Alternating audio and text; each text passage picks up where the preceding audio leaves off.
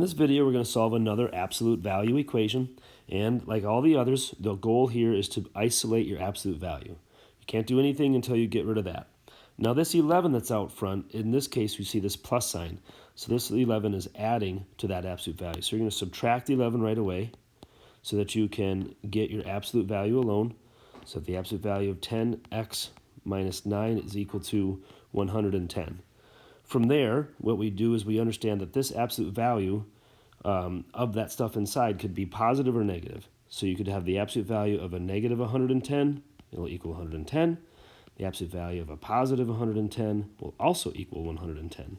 That is why this turns into two separate equations, one equal to the negative 110 and one equal to the positive 110. So whatever was inside, in this case it's 10x minus 9, that just kind of stays as it is. It doesn't change signs or anything like that, and then you solve.